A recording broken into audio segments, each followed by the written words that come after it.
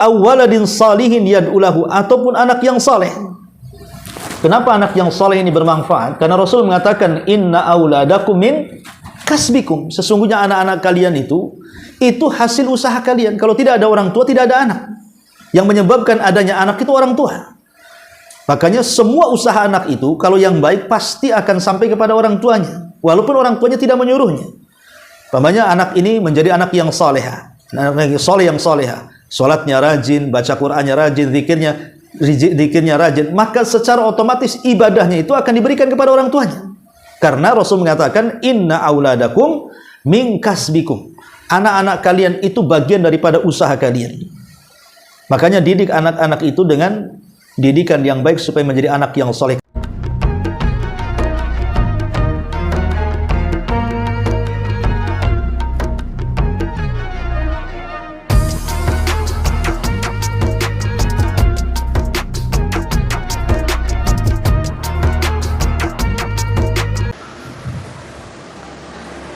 Baik, kita mulai. Bismillahirrahmanirrahim. Assalamualaikum warahmatullahi wabarakatuh. Alhamdulillah wassalatu wassalamu ala Rasulillah wa ala alihi wa sahbihi wa mawalah wa la hawla wa la quwata illa billahi wa ba'du. Kita lanjutkan kajian kita, masih membahas kitab Bahjah Qulubil Abrar, dan kita masuk pada poin ke-44, perkara-perkara yang bermanfaat bagi seorang hamba setelah wafatnya. Kita baca dulu hadisnya. An Abi Hurairah radhiyallahu anhu qala qala Rasulullah sallallahu alaihi wasallam idza mata al-'abdu inqata 'amaluhu illa min thalathin sadaqatin jariyatin aw 'ilmin yuntafa'u bihi aw waladin salihin yad'u lahu, rawahu Muslim. Dari Abu Hurairah radhiyallahu anhu, Nabi sallallahu alaihi wasallam bersabda, apabila seorang hamba meninggal dunia, maka terputuslah amalannya kecuali 3 perkara: sedekah jariyah atau yang mengalir, ilmu yang bermanfaat, dan anak soleh yang mendoakan orang tuanya. Ma'asyiral muslimat yang dimuliakan Allah Subhanahu wa taala, hadis ini menjelaskan tentang amalan-amalan yang bermanfaat bagi si mayat setelah kematiannya. Dan di sini disebut ada 3 perkara yang nanti kita jelaskan. Di antaranya sedekah yang mengalir, kemudian ilmu yang bermanfaat, dan anak yang saleh yang mendoakan orang tuanya. Ma'asyiral muslimat yang dimuliakan Allah Subhanahu wa taala, kita tahu bahwa seorang muslim pasti sudah meyakini bahwa setiap ruh yang ada dalam jasad itu pasti akan mengalami kematian. Dan ini perkara yang maklum, karena kita saksikan setiap hari ada saja orang yang mati dan meninggal dunia. Dan apabila orang sudah meninggal dunia, tentunya tidak mungkin dikembalikan ke dunia, karena ada barzah penghalang antara alam kubur dengan alam dunia, sehingga kesempatan untuk beramal itu sudah terputus. Tidak mungkin seseorang yang sudah meninggal itu hidup kembali. Ya, hidup, tetapi bukan di alam dunia, tapi di alam barzah. Maka karena tidak ada kesempatan untuk melakukan amal saleh, karena sudah dijemput dengan kematiannya, maka tentunya yang bisa dia lakukan hanyalah pahala-pahala yang pernah dia lakukan di dunia yang mengalir ke dalam kuburannya. Dari sini maka penting kita ini mempersiapkan segala sesuatu sebelum kematian kita. Makanya Ali radhiyallahu anhu pernah ditanya tentang makna takwa, salah satunya adalah al-isti'dad liyaumir rahim. Persiapan setelah kematian. Dan itu orang yang cerdas. Karena Nabi SAW mengatakan al-kaisu man dana nafsahu wa amila lima ba'dal maut. Jadi orang yang cerdas itu adalah orang yang senantiasa introspeksi, di mana hari ini harus lebih baik dibandingkan kemarin, dan besok harus lebih baik dibandingkan hari ini. Kemudian wa amila lima ba'dal maut, beramal untuk bekal setelah kematiannya. Lah hadis ini menjelaskan kepada kita apa saja yang bermanfaat untuk kita setelah kematian kita. Karena jangan sampai kematian kita ini menjadi penyesalan. Sebagaimana Allah Subhanahu wa taala menggambarkan bagaimana penyesalan penduduk kubur itu, mereka ingin dikembalikan ke dunia. Dan mereka mengatakan laula akhartani ila ajalin qarib fa asaddaqa wa akum minas salihin. Ya Rabb, kalau engkau kembalikan aku sesaat ke bumi, maka aku akan beramal saleh dengan cara bersedekah, dan aku akan menjadi orang baik. Tetapi ucapan ini percuma saja, karena penyesalan seperti ini tidak ada gunanya. Orang yang sudah meninggal mustahil kembali ke dunia. Makanya yang bisa diandalkan orang yang sudah meninggal itu hanyalah amalan-amalan yang mengalir ke dalam kuburannya. Lalu apa saja amalan-amalan yang bisa bermanfaat bagi kita setelah kematian kita? Inilah yang kita akan bahas di siang hari ini. Yang pertama, qada'u daini. Yang pertama, lunasi hutangnya. Karena hutang itu bisa sampai ke dalam kuburan. Nabi SAW mengatakan nafsul mu'min mu'allaqatun bidaini hatta yuqda anhu. Jiwa seorang mukmin itu akan tergadaikan dengan hutangnya sampai dilunasi. Dan orang yang punya hutang itu akan membuat panas kuburannya. Sebagaimana hadis ketika Nabi SAW diminta untuk menyolati orang yang punya hutang, Rasul tidak mau. Sampai ada sahabat namanya Abi Dzar mengatakan, ya Rasulullah, hutangnya aku tangguh. Kemudian Nabi SAW pun mau menyolatinya. Keesokan harinya Rasul bertanya kepada Abi Dzar, ya Abi Dzar, macam mana hutang orang itu, sudah kau lunasi? Maka Abu Dzar mengatakan, ya Rasulullah, orang itu baru saja meninggal. Maka keesokan harinya lagi Rasul bertanya, sudah kau lunasi hutangnya wahai Abi Dzar? Maka Rasul mengatakan, sudah wahai Rasul. Maka Rasul mengatakan, al-an barudat qabr. Sekarang kuburannya sudah dingin. Artinya sebelumnya kuburannya panas tuh. Makanya sebelum kita meninggal, kalau kita punya hutang, maka berwasiatlah kepada anak-anak kita atau kepada wali-wali kita supaya melunasi hutangnya. Karena hutang itu akan dibawa sampai kuburan. Ini yang pertama. Yang kedua, al-isra fi tajhizihi. Kita berpesan kepada keluarga, kalau saya meninggal, segerakan fardu kifayahnya. Wasiat kepada keluarga, entah wasiat mungkin si fulan yang memandikan saya karena si fulan bisa dipercaya. Kemudian segerakan penguburannya, karena itu sangat bermanfaat bagi orang yang meninggal.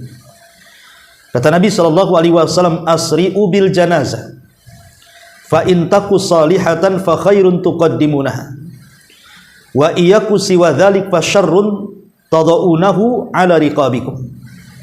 Kata Nabi SAW, segerakan memfardu kifayahkan jenazah. Karena jika jenazah itu orang baik, maka itu kebaikan yang disegerakan. Tapi kalau jenazah itu orang jahat, maka sama saja meletakkan keburukan di tengah-tengah rumah kalian. Maka menyegerakan jenazah itu sangat bermanfaat untuk si mayat setelah kematiannya. Kemudian yang ketiga, menyolatkan. Menyolatkan jenazah itu sangat bermanfaat untuk si mati.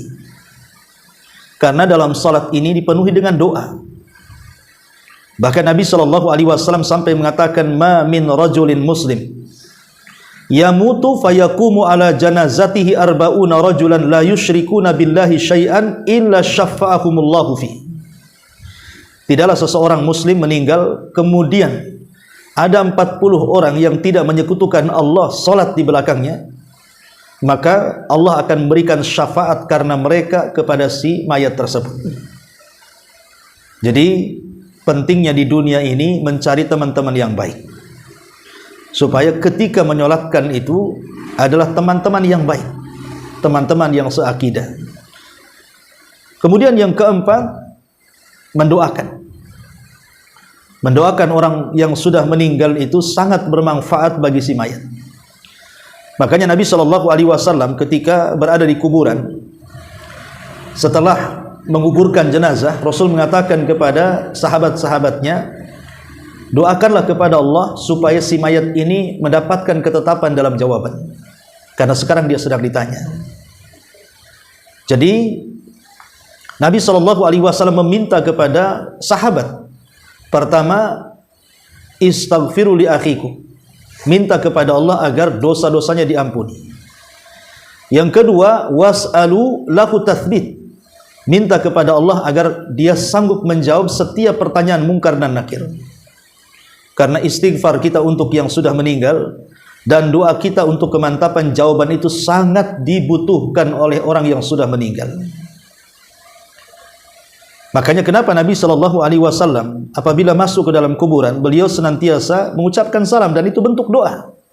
Assalamualaikum dara qaumin mu'minin wa atakum ma tu'adun wa inna insyaallah bikumul lahikun. Keselamatan bagi kalian wahai penghuni kuburan dari kalangan kaum mukminin, dan telah datang apa yang dijanjikan kepada kalian, dan kami pun akan menyusul kalian. Ya, Rasul mendoakan keselamatan karena memang doa itu sangat bermanfaat bagi orang yang meninggal. Ma'asyiral muslimat yang dimuliakan Allah Subhanahu wa taala. Kemudian juga yang nomor 5, al-wafa'u bin nadri, melaksanakan nazarnya. Jadi kalau seandainya si mayat ini sebelum meninggalnya dia pernah bernazar, tetapi maksud nazar di sini nazar kebaikan. Umpamanya bernazar ingin melaksanakan haji dan umrah, atau bernazar ingin berpuasa, atau bernazar ingin memberi makan fuqara wal masakin. Maka nazar ini sangat bermanfaat bagi orang yang sudah meninggal. Di zaman Nabi SAW, dari Ibnu Abbas radhiyallahu anhu, ada seorang wanita datang kepada Rasulullah, kemudian mengatakan, ya Rasulullah, inna ummi nadharat an tahujja famatat qabla an tahujja afa ahujju anha. Rasul, ibuku sewaktu belum meninggal dia pernah bernadar ingin haji, tapi sebelum haji dia meninggal. Apakah kalau aku menghajikan ibuku, aku bisa mentransfer pahala kepada ibu karena nadarnya? Maka Rasul mengatakan, na'am uji anha, kalau begitu hajilah untuk ibumu yang nadar itu. Ara'aiti law kana ala ummika dainun akunta qadiyatahu? Qalat na'am. Qala uqdullaha alladhi lahu fa innallaha ahaqqu bil wafa. Kemudian Rasul mengatakan, bagaimana pendapatmu kalau ibumu punya hutang kepada manusia, apakah harus dibayar? Maka orang ini mengatakan ya. Maka begitu juga hutang kepada Allah itu lebih berhak untuk dibayar. Ini yang nomor 5. Yang nomor 6, qadha'u siyami anhu, mengqadha puasa orang yang sudah meninggal. Boleh jadi mungkin orang tua kita ini punya hutang puasa. Karena ada hadis ketika seseorang datang menemui Nabi SAW dan mengatakan, inna ummi matat wa alaiha siyamu syahrin afa aqdihi anha. Rasul, ibuku meninggal dan dia punya hutang puasa 1 bulan, apakah harus mengqadhanya? Kata Rasul, na'am Fadainullahi ahaqqu an yuqda. Ya, karena hutang kepada Allah lebih berhak untuk dibalas, dibayar. Ini yang ke-6. Yang ke-7, as-sadaqatu anhu, bersedekah. Karena ada seorang laki-laki datang kepada Nabi sallallahu alaihi wasallam dan mengatakan, "Ya Rasulullah, inna ummu uftutilat nafsuha wa inni adhunnuha law takallamat tasaddaqat." Rasul, ibuku mati mendadak dan saya sangka kalau dia tidak mati mendadak tentu dia akan bicara dan akan menyuruhku bersedekah. Kemudian dia mengatakan, "Fali ajrun an atasaddaqu anha." Rasul, apakah ada dapat pahala? Adakah pahala di dalamnya kalau aku bersedekah untuknya? Maka Rasul mengatakan, "Na'am, ya." Maka dari sini menunjukkan bahwa sedekah itu perkara yang paling bermanfaat bagi si mayat. Bahkan tidak ada khilaf ulama. Jadi ada dua perkara yang tidak dikhilafkan para ulama. Kalau kita ingin mengirim sesuatu kepada orang yang sudah meninggal dan pasti sampainya, pertama doa, yang kedua sedekah. Itu tidak ada khilaf ulama. Adapun yang lainnya diperselisihkan ulama. Seperti yang contohnya tadi haji, puasa dan yang lain itu diperselisihkan para ulama, termasuk bacaan Quran. Tapi kalau doa dan sedekah itu tidak ada khilaf ulama.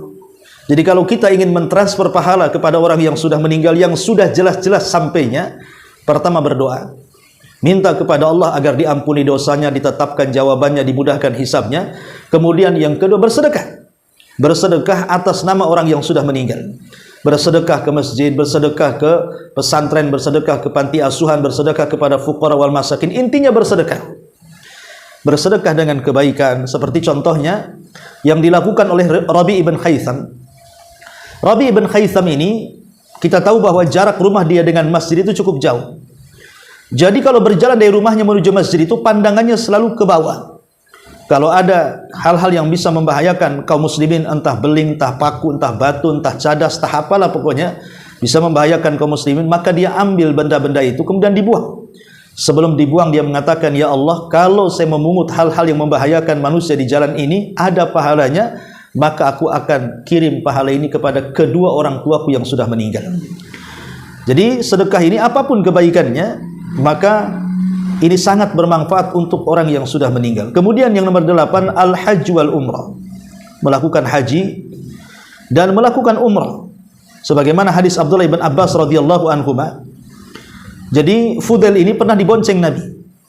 Tiba-tiba datang seorang wanita dari Khotham. Kemudian hampir-hampir Fudail ini menatap wanita ini karena cantiknya, tetapi kemudian Rasul mengalihkan pandangannya. Kemudian wanita ini mengatakan, "Ya Rasulullah, inna faridatallahi ala ibadihi fil hajj. Adraktu abi syaikhan kabiran, la yathbutu ala rahilati, afa ahujju anhu?" Qala na'am. Wa dzalika fi hajjatil wada.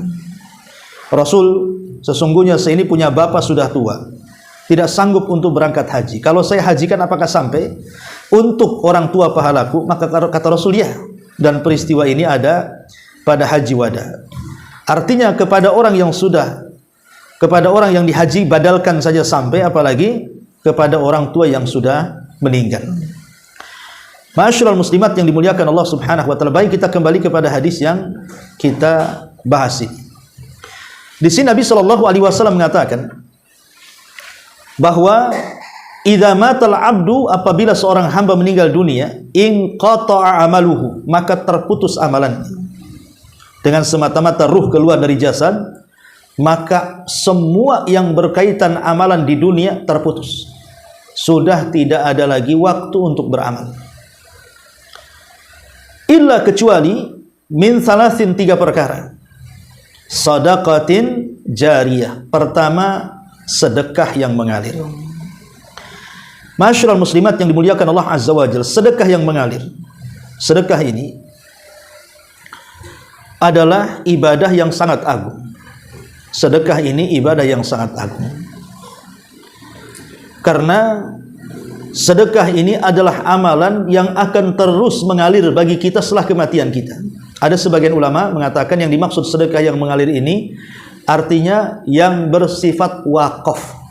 Jadi sedekah yang bersifat wakaf. Karena wakaf itu kan tidak akan hancur. Umpamanya ibu melihat ada orang yang sedang membangun pesantren, membangun masjid, ya, maka ibu sedekah. Saya tiangnya, saya jendelanya, saya semennya, saya batunya, saya besinya, dan begitu seterusnya yang bersifat wakaf, ya, atau saya tanahnya. Karena wakaf ini dia akan lebih lama manfaat dan penggunaannya sehingga terus mengalir.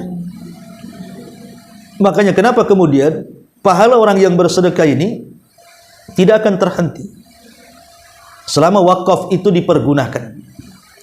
Dan sedekah sendiri adalah ibadah yang paling agung karena sedekah itu kan diambil dari kalimat sad dal qaf, diambil dari kalimat as-sidqu. Sidqu itu artinya jujur. Jadi sedekah itu kejujuran. Maksudnya jujur dalam hal apa? Maksudnya adalah ala sidqi iman billahi azza wajalla wal yaumil akhir. Ulama mengatakan disebut sedekah itu karena sedekah itu menunjukkan kejujuran dia akan keimanan dia kepada Allah dan hari akhir.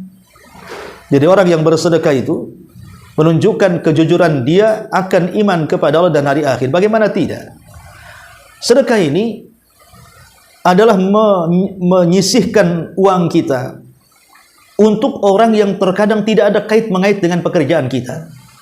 Dia tidak ikut memodali kita, dia tidak ikut juga berserikat dengan kita, kita yang lelah dan capek, kemudian setelah mendapatkan gaji, tiba-tiba kita sisihkan sebagian kecil dari uang kita, kemudian disedekahkan. Itu kan ujian harta namanya. Kalau orang tidak yakin dengan Allah dan hari akhir, tidak mungkin orang bersedekah. Hanya orang yang yakin dengan Allah dan hari akhirlah yang ia bersedekah, bahwa sedekahnya itu akan bermanfaat setelah kematiannya. Itulah yang kenapa sedekah ini amalan yang luar biasa. Apalagi di dunia sendiri, sedekah ini bisa menggugurkan banyak dosa. Kata Nabi SAW, ya Ka'ab, as-sadaqatu tudfi'ul khati'ah kama yudfi'ul ma'un nar. Wahai Ka'ab, maksudnya Ka'ab ibn Ujrah, sedekah ini bisa memadamkan atau menghilangkan kesalahan-kesalahan sebagaimana air bisa memadamkan api. Ini di dunia, apalagi di akhirat banyak keistimewaannya. Seperti orang yang bersedekah itu nanti sedekahnya akan menjadi penaung dia dari panas teriknya di padang mahsyar. Nabi SAW sampai mengatakan kullu mri'in fi dhilli sadaqatihi yaumal qiyamah. Setiap jiwa akan ternaungi dengan sedekahnya pada hari kiamat, ya. Dan sedekah ini walaupun nampaknya kita mengeluarkan uang, tapi uang yang kita sedekahkan itu pasti diganti. Pasti diganti. Harus yakin. Makanya kenapa kemudian Nabi SAW menjelaskan bahwa setiap pagi Allah turunkan 2 malaikat, di mana satu malaikat berdoa, ya Allah gantilah orang-orang yang bersedekah pada hari ini, ya Allah hancurkanlah harta orang-orang bakhil pada hari ini. Itu setiap pagi malaikat akan bicara seperti itu. Ini menunjukkan bahwa sedekah ini sangat bermanfaat di dunia dan di akhirat, termasuk juga setelah kematian kita. Makanya di sini Rasul mengatakan sadaqatin jariyah, sedekah yang mengalir. Kemudian yang kedua, selain sedekah yang mengalir adalah ilmu yang bermanfaat. Ilmu yang bermanfaat. Makanya sering saya nasihatkan ibu-ibu, ya, berulang-ulang lah, ya. Minimalnya Bu, kalau ibu punya anak atau punya cucu atau punya saudara, anak paman tuh, pokoknya anak-anak kecil lah, coba ibu ajarkan tata cara sholat, dan itu bersumber dari ibu. Umpamanya Fatihahnya ibu yang ajari, kemudian surah-surah pendeknya ibu yang ajari. Jangan diserahkan ke guru PAUD atau guru TK, karena surah Al-Fatihah itu kan akan dibaca terus itu, dan sholat itu akan dilaksanakan terus. Minimalnya anak itu mendapatkan bacaan Al-Fatihah dari ibunya, dari orang tuanya, dan bacaan itu akan terus dibaca seumur hidupnya sampai kematian dia, karena namanya sholat kan pasti dilaksanakan setiap hari 5 kali, belum sunnahnya, ya. Maka selama anak itu membaca surah Al-Fatihah, dan surah Al-Fatihah itu ibu yang ajarkan, maka selama itu akan mengalir terus kepada ibu, karena ibu sudah mengajarkan ilmu yang bermanfaat untuk orang banyak. Ini contohnya. Makanya di sini Nabi SAW mengatakan au ilmin yuntafa'u bihi, ataupun ilmu yang bermanfaat bagi si mayat ini. Kemudian yang terakhir, awaladin salihin yad'ulahu, ataupun anak yang saleh. Kenapa anak yang soleh ini bermanfaat? Karena Rasul mengatakan, inna auladakum min kasbikum. Sesungguhnya anak-anak kalian itu hasil usaha kalian. Kalau tidak ada orang tua, tidak ada anak. Yang menyebabkan adanya anak itu orang tua. Makanya semua usaha anak itu, kalau yang baik pasti akan sampai kepada orang tuanya. Walaupun orang tuanya tidak menyuruhnya. Umpamanya anak ini menjadi anak yang soleha. Anak yang soleh yang soleha. Salatnya rajin, baca Qur'annya rajin, zikirnya rajin, maka secara otomatis ibadahnya itu akan diberikan kepada orang tuanya. Karena Rasul mengatakan, inna auladakum min kasbikum. Anak-anak kalian itu bagian daripada usaha kalian. Makanya didik anak-anak itu dengan didikan yang baik supaya menjadi anak yang soleh. Karena Nabi Nuh alaihi salatu wassalam diuji oleh Allah subhanahu wa ta'ala, salah satu putranya itu tidak baik, namanya Kan'an. Jadi ketika Nuh alaihi salatu wassalam hendak mengajak anaknya naik ke perahu, dan dia mengatakan, Rabbi inna bni min ahli, wahai Rabb, anakku itu termasuk keluargaku. Ya. Wa inna wa'dakal haq, dan janjimu benar. Wa anta ahkamul hakimin, dan engkau zat yang maha pemberi kasih sayang dari seluruh hamba-hamba Allah yang memiliki kasih sayang. Tapi Allah mengatakan, ya Nuh, innahu laysa min ahlik, innahu amalun ghairu salih. Ya Nuh, yang satu ini bukan termasuk keluargamu, karena dia bukan anak soleh. Ya. Artinya bahwa jangan sampai kemudian kita diuji oleh Allah subhanahu wa ta'ala mendapatkan anak-anak seperti anaknya Nuh, yang tidak saleh sehingga tidak diakui dalam keluarga. Tetapi kalau seandainya orang tua sudah mendidik anak itu dari kecil dengan didikan yang baik, dengan akidah yang baik, dengan ibadah yang benar, qadarullah, kemudian anak itu nakal, keluar dari batasan-batasan syariat, maka tidak ada pertanggungjawaban orang tua terhadap dosa yang dilakukan anaknya.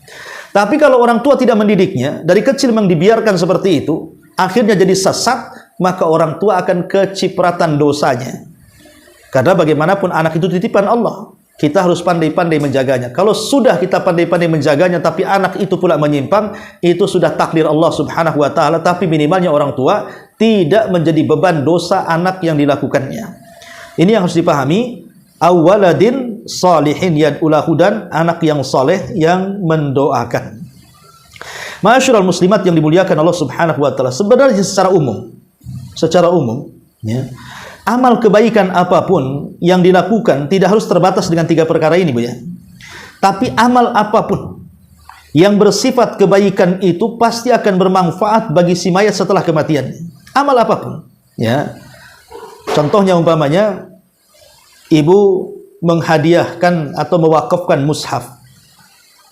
Jadi kalau seandainya ibu ditakdirkan umroh gitu kan, kemudian beli mushaf, kan biasanya di sekitar Mekah Madinah di toko-toko mushaf itu, kalau kita beli mushaf yang mushaf Mekah itu kalau tidak salah 35 real, kemudian mushaf Madinah itu sampai 50 real, kan itu dicap wakaf tuh. Nah, kita keluarkan uang 35 real, kita beli mushaf Mekah, kemudian kita masuk Masjidil Haram, taruh saja. Mesti dari sekian orang yang masuk Masjidil Haram itu kan pasti mengambil mushaf untuk membacanya kan. Nah, kalau seandainya terambil mushaf kita kemudian dibaca, maka itu juga bermanfaat bagi kita setelah kematian kita, selama mushaf itu masih terbaca ya. Kemudian juga contohnya adalah kebaikan yang bermanfaat untuk si mayat itu tafrijul qurab, meringankan kesusahan orang lain. Meringankan kesusahan orang lain. Kata Nabi sallallahu alaihi wasallam, man farraja an muslimin kurbatan farrajallahu anhu biha kurbatan min kurabi yaumil qiyamah. Barang siapa yang memudahkan perkara atau urusan seorang muslim di dunia, Allah akan mudahkan urusan dia di akhirat ya, pada hari kiamat. Dan pada hari kiamat ini mencakup setelah kematiannya. Karena di antara rukun hari kiamat itu adalah kematian, alam barzah, kebangkitan, hisab, kemudian balasan kan itu.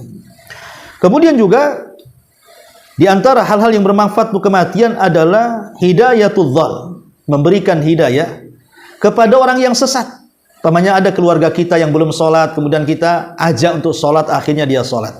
Ada keluarga kita yang bakhil susah sedekah, kita dakwai, akhirnya mau sedekah. Ada orang mungkin tetangga kita susah ngaji, diajak ngaji, akhirnya ngaji. Kemudian mungkin susah dia baca Quran, diajarkan Quran, akhirnya bisa membaca Quran ya. Maka ini namanya hidayatul dhal. Maka ini sangat bermanfaat untuk kehidupan kita setelah kematian. Kemudian juga di antaranya yang bermanfaat untuk orang yang sudah meninggal adalah ta'bid at-turuq lil muslimin, Ya. Seseorang memberikan jalan, memberikan memberikan jalan yang baik. Umpamanya di depan kita ada jalan nampak lubang, ya sudahlah kita kubur lubang itu, ya supaya orang yang jalan di situ mudah, gitu ya. Terkadang saya ini heran, ada di depan rumah kita jalan lubang-lubang tapi dibiarkan. Terkadang mencelakakan diri sendiri, apalagi orang lain. Yang lebih parah pula kan itu, kadang-kadang dibuatnya polisi tidur. Kalau polisi tidurnya landai sih masih mendingan. Kadang-kadang dibuatnya polisi tidur tuh kayak gundukan gunung, sehingga orang tidak bisa lewat. Terkadang mobil pun kena pula bempernya. Nah ini kan bukannya mempermudah orang jalan namanya, ini mempersulit orang jalan. Lah ini nggak akan bermanfaat tuh kehidupan dia setelah kematiannya. Jadi mempermudah orang lewat artinya menghilangkan gangguan-gangguan di jalan itu termasuk juga bermanfaat untuk kehidupannya. Termasuk membangun masjid, ya. Membangun masjid, kemudian mengaliri air, ataupun membuat rumah untuk orang-orang yang musafir gitu ya, rumah singgah bahasa kitanya, maka itu juga sangat bermanfaat untuk kematiannya, ya. Termasuk juga nasrul ma'lumat, menyebarkan dakwah. Kalau sekarang kan setiap ibu pasti punya handphone, tidak mungkin tidak punya handphone lah, ya. Ibu bisa menyebarkan dakwah lewat handphone dengan copy paste dari tulisan-tulisan ustaz-ustaz sunnah ataupun video-video yang diupload di YouTube kemudian disebar lewat grup-grup WA atau grup-grup Facebook atau yang lainnya. Itu sangat bermanfaat. Apalagi kalau umpamanya di Facebook pertemanannya sampai ribuan, kemudian terbaca ada orang yang dapat hidayah, atau diklik dibuka YouTube-nya kemudian didengarkan akhirnya dapat hidayah. Itu siapa yang menyebarkan itulah dapat pahala. Dan itu bagian daripada multi level pahala. Makanya sebenarnya amalan-amalan yang bermanfaat orang mati itu banyak sekali, ya. Termasuk juga di dalamnya adalah seseorang berusaha untuk menyenangkan saudaranya. Sururun tudkhiluhu ala qalbil muslim.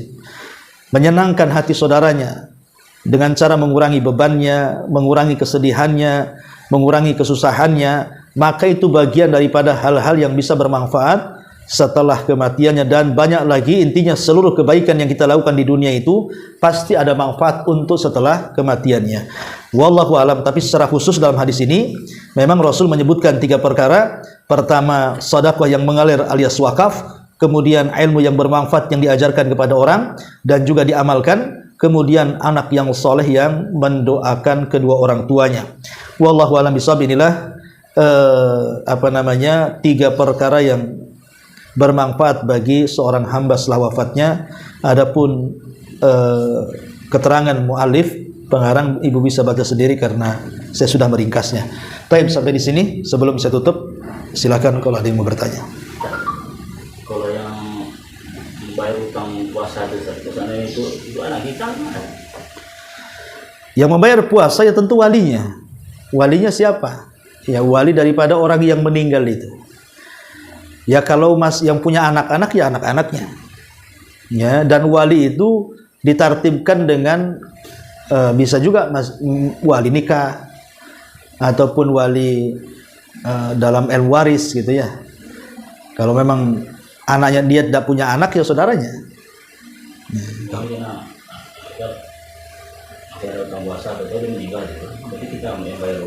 Iya, yang bayar adalah anak-anaknya. Nah, apakah kemudian cukup membayar fidyah kan? Lihat. Apakah orang tuanya ketika dia meninggalkan hutang puasa itu memang tidak sanggup berpuasa akhirnya meninggalkan puasa dan punya hutang fidyah? Tapi kalau orang tuanya itu sanggup puasa tetapi karena sakit dan yang semacamnya akhirnya punya hutang puasa, maka walinya yang mempuasakan. Walaupun sebagian para ulama mengatakan, apakah puasa ini mencakup puasa Ramadan ataukah puasa tertentu? Sebagian para ulama mengatakan yang dimaksud puasa di sini puasa nazar. Ya, jadi sebagian ulama mengatakan yang dimaksud puasa yang harus dibayar anak-anaknya adalah puasa nazar. Ya, tapi ada juga ulama yang mengumumkan intinya bahwa bisa puasa Ramadan, bisa puasa kafarah, bisa puasa nazar, intinya puasa yang bersifat wajib. Ya, tetapi ada yang mengkhususkan bahwa yang dibayar dalam bab puasa itu hanya puasa nazar saja. Wallahu a'lam. Puasa ini bukan kita yang meninggal, anak yang bayar kan? Kalau anak yang meninggal, kita wajib juga orang tua yang bayar. Iya, walinya. Ya kan termasuk walinya. Ya.